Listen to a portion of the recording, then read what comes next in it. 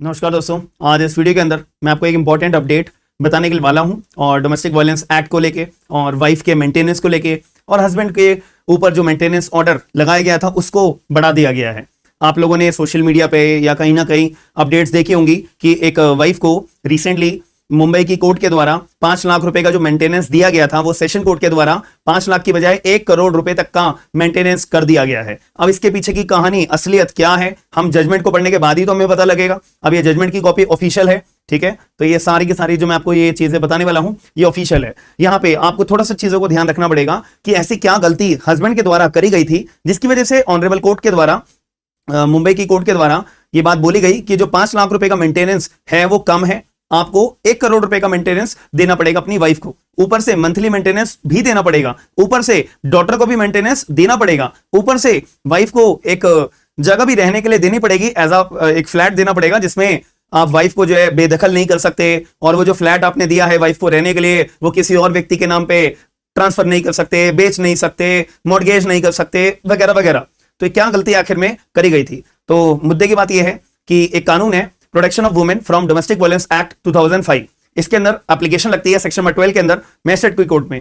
और अब उसके बाद में जब सेक्शन नंबर 12 के अंदर एप्लीकेशन लगाई जाती है तो सेक्शन नंबर 17 का अपना shared house hold, section 18, 19 resident order, compensation order, protection order और बतेरे यहाँ पे ग्राउंड्स हैं जहां पे वाइफ जो है अपने पति के अगेंस्ट में क्लेम कर सकती है। अब वो कब क्लेम करती है? वाइफ को अपना ये प्रूव करना पड़ेगा कि हस्बैंड के द्वारा डोमेस्टिक वायलेंस किया गया है। अब ये डोमेस्टिक वायलेंस का मतलब क्या होता है?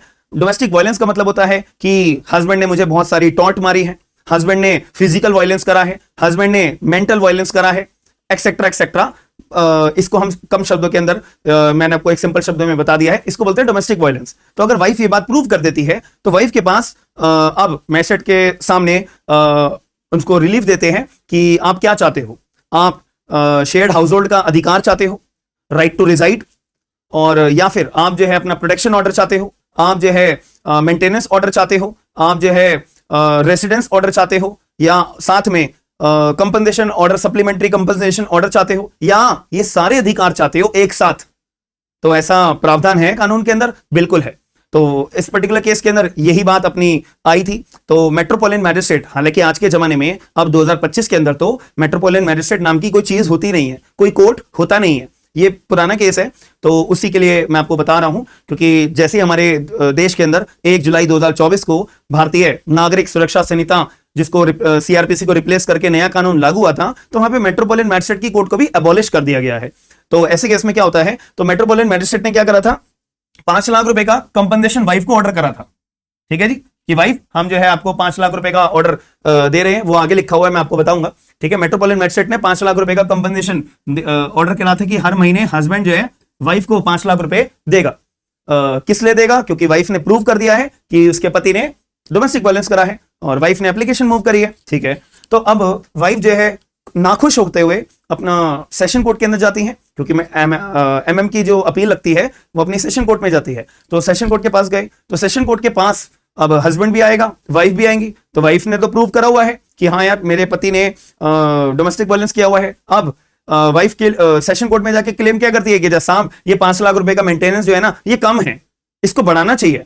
तब ऐसे केस क्यों बढ़ाना चाहिए? आखिर में हस्बैंड की सैलरी, बिजनेस, वेल्थ, ये भी तो इवेलुएट करी जाएगी ना अपना बैलेंस करने के लिए कि एक्चुअली जो वाइफ क्लेम कर रही है एनहेंसमेंट ऑफ द मेंटेनेंस वो किस ग्राउंड पे कर रही है, तो ये भी तो चेक करा जाएगा ना। तो ऐसे केस में वाइफ के ऊपर अब एक बर्डन ऑफ प्रूफ होता है, ये प्रूव करना कि क्या हस्बैंड इतना वेल्दी है कि वो आपको जो आप क्लेम कर रहे हो जितना अमाउंट वो पे कर सकता है।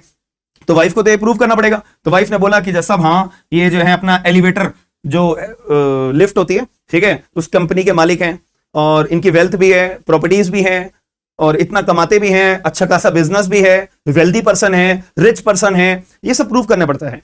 तो वाइफ ने अपनी बात, ये सारे दस्तावेज, ये सारे डॉक्यूमेंट्स अपने प्रोड्यूस करे। अब उस केस में हस्बैंड की यहाँ पे पूरी अब यहाँ पे बर्डन ऑफ प्रूफ शिफ्ट हो जाता है। तो अब यहाँ पे हस्बैंड को प्रूव करना चाहिए। हस्बैंड ने केवल मुंह जुबानी बोला था कि जैसा मैं जो है अपने आप में बिजनेसमैन तो हूं लेकिन मेरी कंपनी के बहुत सारे लॉसेज हो रहे हैं और बहुत नुकसान हुआ है, अब इतनी मेरी सक्षम मैं इतना नहीं हूं मेंटेनेंस पे करने के लिए, वगैरह वगैरह। अब क्वेश्चन ही आता है केवल और केवल मुंह जबानी अपना ओरल सबमिशन देना लेजिटिमेट होता है कोर्ट के अंदर प्रूव कर, ये फैक्ट्स को अपने प्रूव करना, या डॉक्यूमेंट्स भी आपको शो करने पड़ेंगे।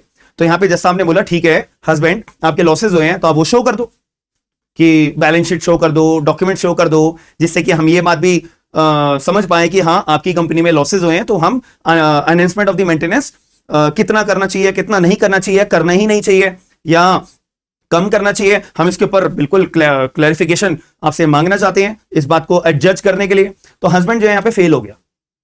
हस्बैंड जो है अपना डॉक्यूमेंट प्रोड्यूस करना हुआ या ये पॉइंट क्लैरिफाई करना हुआ कि मैं लॉसेज में हूं, इस चीज को प्रूव करने के लिए हस्बैंड जो है फेल हो गया है।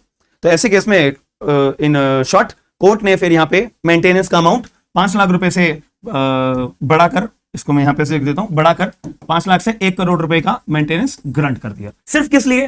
क्योंकि हस्बैंड जो है रिच पर्सन था, वेल्दी पर्सन था, और प्रॉपर्टीज वगैरह या एज पर दी कॉन्सिक्वेंसेज तो इनकम अच्छी थी, इस बेसिस पे 5 लाख से बढ़ाकर 1 करोड़ रुपए का मेंटेनेंस कर दिया। ये आपको मैं शो भी कर दूं। प्लस वाइफ को एमएम की कोर्ट ने ना वाइफ को मंथली अलाउंस भी अलाउ करा था 1 लाख रुपए का, उसको भी बढ़ा के 1.5 लाख कर दिया, और जो डॉटर थी उनको 1 लाख रुपए का कर दिया कि डॉटर को मेंटेनेंस टिल 18 ईयर्स तक, जब तक डॉटर जो है 18 साल की नहीं हो जाती है, ठीक है, तब जब तक डॉटर जो है अपनी 18 साल की नहीं हो जाती है तब तक 1 लाख रुपए का महीना एज अ मेंटेनेंस के रूप में हस्बैंड आप दोगे, और वाइफ को जो है 1.5 लाख रुपए पर मंथ दोगे, और जो आपका एक फ्लैट है उसमें वाइफ एंड डॉटर साथ में रहेंगी। अब ये क्यों रहेंगी, इसका भी प्रावधान होता है, इसको बोलते हैं शेयर्ड हाउस होल्ड के तौर पे। अब इसको समझाने के लिए मैं आपको नेक्स्ट एक अपनी सेशन ले लूंगा, ठीक है। तो शेयर्ड हाउस होल्ड का मतलब यही होता है कि जब पति पत्नी आपस में एक ऐसे घर के अंदर रहे हो एज अ पति पत्नी के तौर पे, तो वो जो घर होता है वो शेयर्ड हाउस होल्ड माना जाता है। तो फ्लैट को as a shared household माना, तो वाइफ को जो है उसके अंदर अधिकार दिया रहने के लिए, और साथ में ये भी बोला कि आप जो है वाइफ को डिस्पोजेस नहीं कर सकते हो, ठीक है, वाइफ को जो है आप डिस्पोजेस नहीं कर सकते हो, जैसे मैंने बोला, ठीक है। Shared house hold that is जो फ्लैट है, ठीक है, ये फ्लैट का अपना एड्रेस वगैरह है, ठीक है जी। तो इसमें अलाउ करा, और ये ऑफिशियल जजमेंट है, ये कोई ऐसा नहीं है कि हाइड करा हुआ हो, आप लोग ऑफिशियल वेबसाइट पे जाके ये जजमेंट अपना निकाल के पढ़ सकते हो, ठीक है जी। अब मैं यहाँ पे आपको थोड़ी सी मुद्दे वाली बात बता देता हूँ। यहाँ पे सेकंड पॉइंट पढ़िए, सेकंड पॉइंट में क्या लिखा हुआ है, the compensation as granted to the complainant. Complainant कौन थी? वाइफ थी, ठीक है, कंप्लेनेंट कौन थी? वाइफ थी। बाय द लर्नड एमएम कौन होता है? मेट्रोपोलिटन मैजिस्ट्रेट, बट आज के जमाने में नहीं होता है। आज के जमाने में वही जुडिशियल मैजिस्ट्रेट होते हैं, ठीक है जी, या डीजे साहब होते हैं, डिस्ट्रिक्ट मैजिस्ट्रेट या एडिशनल डिस्ट्रिक्ट मैजिस्ट्रेट या चीफ जुडिशियल मैजिस्ट्रेट। तो अब यही अपना जो पहले होता था, अब वही अपना चलन शुरू, मतलब पहले वाला ही ला दिया गया है। जिन्होंने 5 लाख रुपए करे थे उसको एनहेंस करके 1 करोड़ रुपए का कर दिया गया है। तो ये सच्चाई है। तो जो आपने सोशल मीडिया में बातें पढ़ी होंगी वो एक्चुअल में सच है। तो आपका क्या मानना है, आपका क्या पॉइंट ऑफ व्यू है, अपना अपना कमेंट बॉक्स के अंदर बताइएगा। अब इसको जो है थोड़ा सा अब लीगली पॉइंट ऑफ व्यू से सोचिएगा कि यहाँ पे ना दोनों पार्टीज को अपने अपने सबूत पेश करने होते हैं। अब जो सबूत पेश नहीं करेगा तो ऑब्वियसली उसके अगेंस्ट में ही चीज जाएगी, यही कानून है, यही रूल है, सिंपल सी बात है। तो आप लोग अपना थोड़ा जुडिशियली अपना या लीगली माइंड लगाते हुए अपने पॉइंट ऑफ व्यू रखिएगा। और आपका क्या मानना है ये भी मुझे कमेंट बॉक्स के अंदर बताइएगा, या आपकी कोई भी क्वेरी हो तो वो भी मुझे बताइएगा। और वीडियो को लाइक करके शेयर करके लोगों को अवेयर जरूर करिएगा। और ये वीडियो अगर आपको समझ में आई है और ऐसी ही लेटेस्ट जजमेंट्स आप देखना चाहते हो तो हमारा चैनल सब्सक्राइब जरूर कर लीजिएगा। बाकी मिलते हैं नेक्स्ट वीडियो के अंदर। थैंक यू, धन्यवाद।